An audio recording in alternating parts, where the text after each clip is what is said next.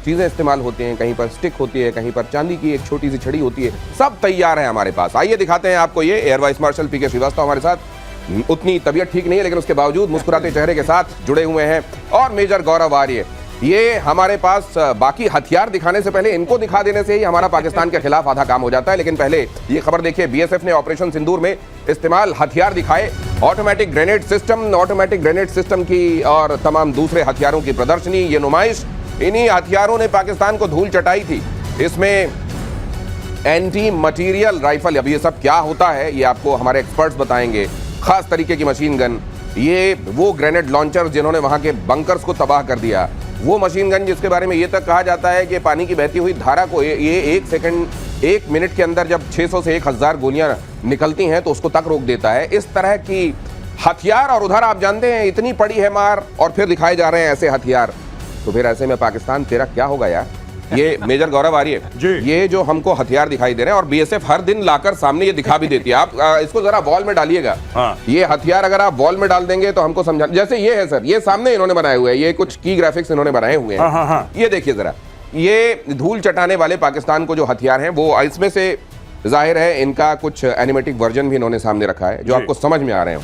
ये ऐसे anti material rifle क्या है सर? देखिए साहब, जब लॉन्ग डिस्टेंस पे आपको कोई जैसे बख्तरबंद गाड़ी है या आपको कोई ऐसी चीज है, कोई बंकर है जो ऐसा कोई सॉलिड ठोस टारगेट है, उसको एंगेज करना पड़ता है, तो ये एक किस्म की आप कह लें कि अगेंस्ट अ फोर्टिफाइड बंकर और अगेंस्ट आर्मर्ड व्हीकल, जिसके मतलब not a tank, obviously not a tank, but कोई ऐसी ठोस गाड़ी, उसके खिलाफ जब आपको, it's like a sniper rifle but long distance मारने वाली, और ये जो है इस टाइप के टारगेट को मारते हैं, तो ये है ऐसे ही स्नाइपर राइफल है।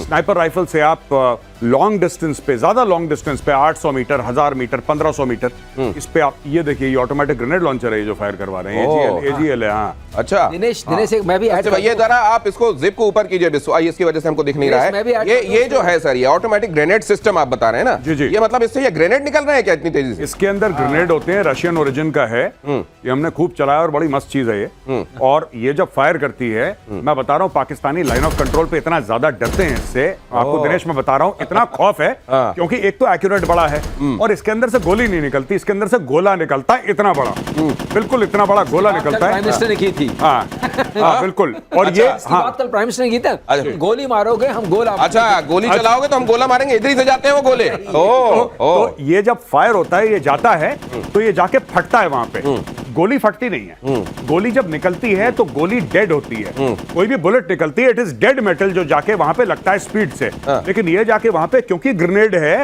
ये जाता है स्पीड से और वहां पे जाके फटता है, और जहां पे फटता है वहां पे 2-4 लोगों को ले जाता है ये। तो ये ऐसी चीजों लगातार दर लगातार फायर करता है, बहुत शानदार, वेरी ब्यूटीफुल वेपन। तो जब इधर ये गोले फटते हैं जी, तो उधर पाकिस्तान की क्या हालत होती है बताने की जरूरत नहीं है। आगे मैं आपको ये दिखाऊं, जरा देखिए, पाकिस्तान के साथ बातचीत केवल आतंकवाद और पीओके पर होगी। भारत ने एक बार फिर से स्पष्ट कर दिया, पीओके रात में सपने ऐसे डरावने आ रहे हैं इस समय पाकिस्तान को कि कहीं उसको बलूचिस्तान वाले सपने आ रहे हैं, कहीं भारत की तरफ से वो ये जो हथियार हम आपको दिखा रहे हैं, इनकी नुमाइश लगाई जाती है, वो कहीं देख लेते हैं, वो सपने में आने लगता है। और अब पीओके, और यहां पर ये भी देख लीजिए, आतंकवादियों का पनाहगाह कसूर में आतंकवादियों का जलसा जरा देख लीजिए। आतंकी सैफुल्लाह कसूरी यहां दिखाई दे रहा है, हाफिज सईद का बेटा तलहा सईद भी दिखाई दे रहा है। तो ये जो तमाम, अच्छा ये पाकिस्तान, इसी का नाम पाकिस्तान है जिसको मेजर गौरव आर्य कहते हैं कि चक्रवर्ती मार पड़े, चक्रवर्ती बेइज्जती हो जाए, लेकिन दुम सीधी नहीं होती। दुम सीधी, ये देखिए जो सैफुल्लाह कसूरी है, ये पहलगाम का मास्टरमाइंड है, खुल के वहां पे one of the people responsible, ये खुल के घूम रहा है वहां पे।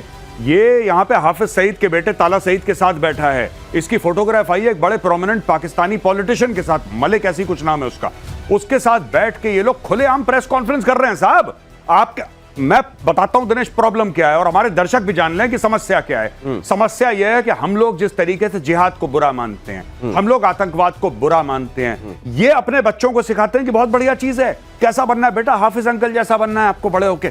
ये इशू वहां पे, ये हीरोज हैं, ये कौमी हीरोज हैं पाकिस्तान के। साहब these are heroes in Pakistan, इसलिए तो इन लोगों को सामने स्टेज पे आप किसको बैठाते हैं आप बताइए? कोई हीरो है, कोई चैंपियन है, जिसको आप इज्जत देते हैं, जिसने देश का नाम रोशन करा है, आप उसको माला पहनाते हैं, आप स्टेज पे बैठाते हैं और बच्चों से कहते हैं कि ये सामने बैठा है हमारा हीरो, इससे प्रेरणा लो। यही तो होता है दुनिया भर में। पाकिस्तान में वहां पे आतंकी को बैठाते हैं सब स्टेज पे। देखो जरा ये और फिर उसके बाद जो तकरीरें और ये जुबान जो इनकी, बाकी तो कुछ चलता नहीं है, जुबान चलती है, फिर ये मुंह से ये निकलता है जी। तो ये, और फिर अब बहुत जल्दी तलहा आप सईद, अब बहुत जल्दी ताले भी लगते जा रहे हैं। अभी देखिए कसूर में शायद हमने बम मारा नहीं मारा मुझे नहीं याद है, लेकिन एक हमारी ड्रिल तो हो गई है आज सिविल डिफेंस वाली। अब अगली ब्रह्मोस इन्हीं के पास जाएगी, मुझे लग रहा है, मुझे पक्का यकीन है। बहुत जो मुंह खोलेगा, मैं तो ये कह रहा हूं जो पाकिस्तान में मुंह खोले उसके मुंह में डालो ब्रह्मोस सीधा, इसकी स्टोरी खत्म करो। और ये मोदी जी ने बिल्कुल ठीक काम करा है, बिल्कुल ठीक बात बोली उन्होंने मोदी जी ने। मोदी जी ने बोला है कि जब तक आतंकवाद खत्म नहीं होगा तब तक ऑपरेशन सिंदूर खत्म नहीं होगा, सीधी बात है। तो ये अब कसूर ये पूछने वाला है कि मेरा क्या कसूर, मेरा क्या कसूर? उनको ये बताया जाएगा कि ये तुम्हारा कसूर जो यहाँ नीचे आपको स्क्रीन पर दिखाई दे रहा है। और फिर अच्छा, फिर इनको यही लगता है, क्योंकि अगर वहां इस तरह के लोग हीरो हैं और फिर वहां मार पड़ती है तो उनको ये लगेगा कि इसमें मेरा क्या कसूर। देखो ऐसा है दिनेश, ये इनका ग्लोरिफिकेशन कर रहे हैं, लेकिन मुझे प्राइम मिनिस्टर की एक बात बहुत अच्छी लग रही है, वो एक्चुअली पाकिस्तान के अवाम को बचाने की कोशिश कर रहे हैं। आप इंडोनेशिया का हश्र देखिए, लगभग उसी समय ये दोनों देश आज़ाद हुए, तो वो मुस्लिम कंट्री है, उसका इनसे 5 टाइम्स ज़्यादा जीडीपी है, वहाँ के लोग 57% अर्बनाइज्ड हैं। वही वहाँ जब तक मिलिट्री का रूल था, जब तक सौहार्द तो वहाँ से नहीं गया, वहाँ की हालत बहुत ख़राब थी। इसी तरह का वो था, क्योंकि अब आ गया है वहाँ पर, किसने वहाँ आंदोलन शुरू किया था? जनता ने। और जनता में किसने शुरू किया था? स्टूडेंट्स ने। तो यहाँ आप जो उनकी आवाम से बात करते हैं और पाकिस्तान की आवाम से प्रधानमंत्री बात कर रहे हैं कि अब वो मौका आ गया है कि आप इन जिहादियों को उखाड़ फेंकिए, ये आपके रास्ते में अड़चन है। आपको बच्चों को झोंक देते हैं जो ये कहे कि मदरसा मेरी सेकंड लाइन ऑफ डिफेंस है, उस तरीके की तहरीर के साथ आप कैसे खड़े हो सकते हैं? और जब तक आपको ये फर्क नहीं समझ में आएगा, अगर आप बहुत दिनों तक दोजख में रहने के आदी हो जाएं, तो आपको लगता है यही मेरे लिए नॉर्मल है, यही मेरी दुनिया है। अरे थोड़ा अलग करके देखिए, आप अपने ये लीडरान जिनको आप कहते हैं इनको बदल के देखिए।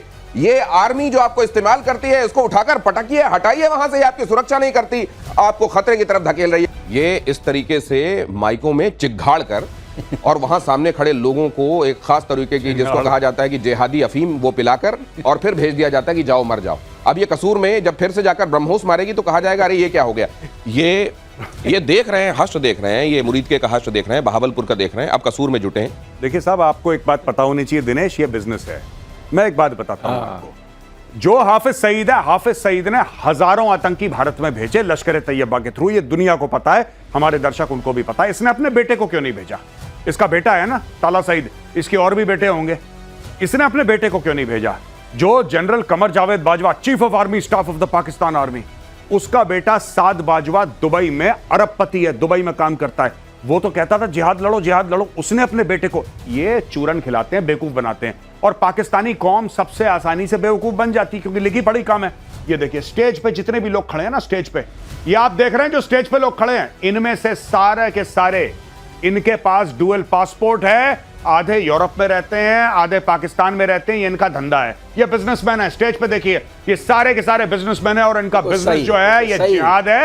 ये गल्ले पे बैठे हैं, एकदम सही बात है। ये गल्ले पे बैठे हैं, सबके सब ये गल्ले पे बैठे हैं, और नीचे जो हैं वो भेड़ बकरी हैं। इनसे बोलेंगे कि अपने बेटे को तो जिहाद के लिए अपने बेटे को कश्मीर में भेजो, कि वहां पे राष्ट्रीय राइफल तुम्हारे बेटे के माथे पे सीधा यहां पे गोली ठोके, फिर वो शहीद हो जाएगा, फिर उसको 72 उरें मिल जाएंगी। ये पूरा स्कैम है। ये सब बिजनेसमैन है यहां पे खड़े हुए। ये नजारा, इससे जुड़ा हुआ जो नजरिया, पर्सपेक्टिव आपको देख रहे हैं, दे रहे हैं गौरव आर्य, बहुत जरूरी है। और मैं उम्मीद करता हूं पाकिस्तान की जनता ये समझेगी। ये होपिंग अगेंस्ट द होप है, लेकिन फिर भी उम्मीद पर दुनिया कायम है। पीओके से जुड़ी सबसे बड़ी खबर देखिए, स्वामी रामभद्राचार्य से मिले सेना प्रमुख जनरल उपेंद्र द्विवेदी। रामभद्राचार्य से उन्होंने दीक्षा ली, तो रामभद्राचार्य ने कहा मुझे दक्षिणा में पीओके चाहिए। जनरल उपेंद्र द्विवेदी ने चित्रकूट में जगतगुरु रामभद्राचार्य से मुलाकात की। रामभद्राचार्य ने जनरल द्विवेदी को दीक्षा दी और उसके बाद कहा अब तो मुझे दक्षिणा में पीओके चाहिए। विजयी सेना प्रमुख का सम्मान करने में मुझे भी बहुत बड़ी गौरव की अनुभूति हुई। उन्होंने मुझसे वही उसी मंत्र की दीक्षा ली जो मंत्र सीता जी ने हनुमान जी को लंका के विजय के लिए दिया था। मैंने भी उनसे पीओके की दक्षिणा मांगी कि पाक अधिकृत कश्मीर हमें मिलना चाहिए। उन्होंने कहा निश्चित मिलेगी आपको दक्षिणा। पाक को कुछ नहीं संदेश क्या दूं पाक को? कुत्ते की पूंछ कभी सीधी होती क्या? आगे अगर हमला करता है फिर कोई आतंकवादी घटना बस तब सबक देना चाहिए। उचित सबक हो, तब नुकसान नक्शे से मिट जाएगा।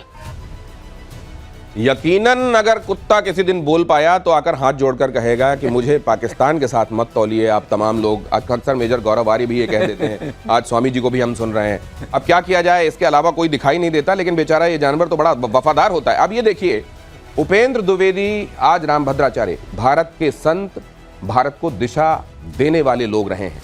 और भारत के संत जब एक बार किसी चीज के लिए अपनी चुटिया बांध लेते हैं तो फिर आपको मालूम है कि फिर क्या होता है। सर, ये जनरल द्विवेदी का वहां पहुंचना जी और रामभद्राचार्य का ये कहना कि दक्षिणा में तो पीओके चाहिए, और इधर राजनाथ सिंह भी ये कह रहे हैं कि पीओके हमारा है, वहां के लोग हमसे मिलने के लिए आतुर हैं। बहुत जल्दी ये होता हुआ दिखेगा, पीओके खुद दौड़ा दौड़ा आएगा और कहेगा कि मैं तो भारत का यही हूं। बात है। मैं दिनेश एक बात बताना चाहता हूं अपने व्यूअर्स को, बहुत जरूरी है।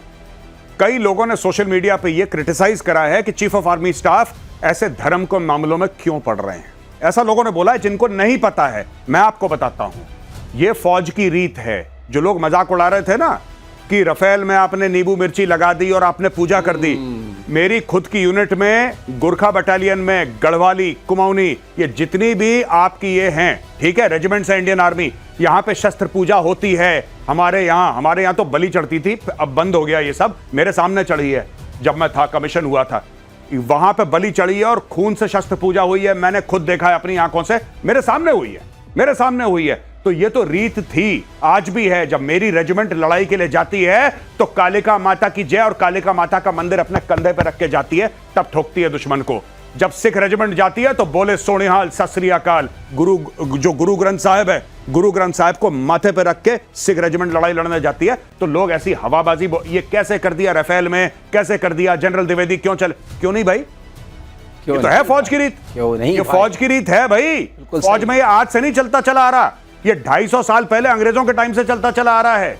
आप देखिए किस तरीके से हम लोग बनाते हैं त्योहार फौज में। राजा रामचंद्र की जय, जय बजरंग बली की, लड़ाई में, युद्ध में पाकिस्तान के साथ लड़ रहे हैं, बजरंग बली की जय, और ये कह रहे हैं कि धर्म का बात धर्म की नहीं है, ये हमारी रीत है। कहना चाहूंगा दो बातें मैं भी कहना चाहूंगा जो मेरे अभी समझ में आई, जो मैंने गुरु जी का ये सुना। पहली बात कि पाकिस्तान राक्षस देश है और उसमें जो रावण है दशानन टाइप, वो वहां की पाकिस्तानी आर्मी है। और जब तक रावण का नाश नहीं होगा, मतलब उसके नाभि में आप बम नहीं मारेंगे, वो नाभि सूखेगी नहीं।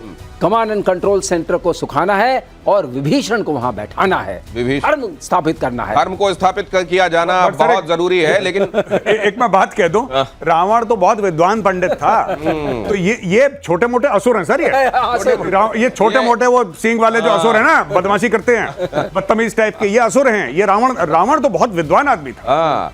पीओके पर रक्षा मंत्री राजनाथ सिंह का बयान। राजनाथ सिंह ने कहा पीओके वापस आएगा और कहेगा मैं भारत हूं, मैं वापस आया हूं। पीओके के लोग भारतीय परिवार का हिस्सा स्वेच्छा से बनेंगे, भारत लौटेंगे। साथियों, मैं मानता हूं कि आज पाक ऑक्युपाइड कश्मीर के लोग हमारे अपने हैं। आप मानते हैं ना? पाक ऑक्युपाइड कश्मीर के लोग वो हमारे अपने हैं, हमारे परिवार के हिस्सा हैं। हम प्रधानमंत्री के श्री नरेंद्र मोदी जी के एक भारत श्रेष्ठ भारत के संकल्प के लिए पूरी तरह से प्रतिबद्ध हैं और हमें यह पूर्ण विश्वास है कि हमारे वो भाई जो आज हमसे भौगोलिक और राजनीतिक रूप से अलग हैं, वो भी अपने स्वाभिमान, आत्मा की आवाज़ और स्वेच्छा से भारत की मुख्य धारा में कभी न कभी जरूर वापस लौटेंगे। अब इसका बड़ा मायना समझ लिए, ये केवल एक भौगोलिक क्षेत्र को पीओके नहीं कहा जा रहा है, यह भी कहा जा रहा है कि वहां रहने वाले लोग हमारे अपने हैं। और यह भी आप देख रहे हैं कि पिछले करीब 15-20 दिनों से पीओके को लेकर भारत के स्वर और ज्यादा मजबूत और ऊंचे हो गए। इसके मायने क्या है मेजर आरी?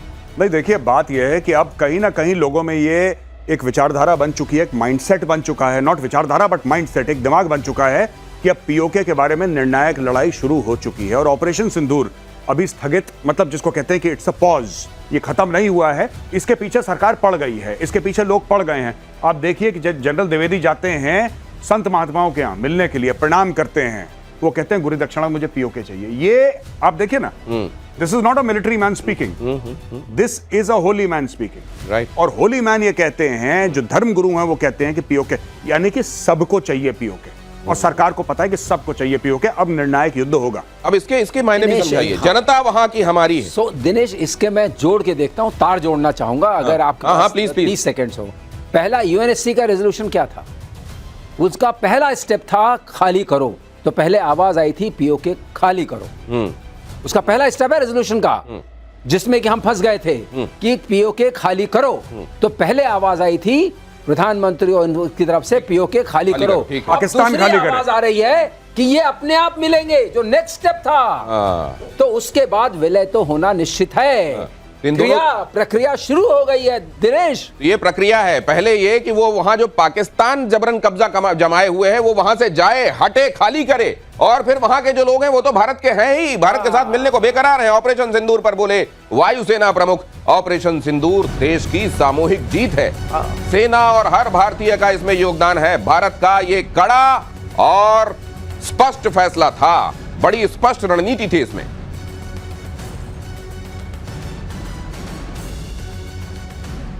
ये भी देखिए आप कि सैन्य ऑपरेशन जनरली पहले ये इस तरीके से इसको डिमार्केट कर दिया जाता था कि ये तो सेना कर रही है, ये तो सेना का काम है। इस समय किसी एक मकसद के लिए पूरा देश एक है। ये बात और है कि उसकी जो रण में जाने वाली बाजुएं हैं, जिनको हम आर्मी कहते हैं, वो जा रही हैं, अपना काम कर रही हैं, लेकिन दिल, दिमाग, हर एक ऑर्गन आप कह लीजिए साथ में खड़ा हुआ है।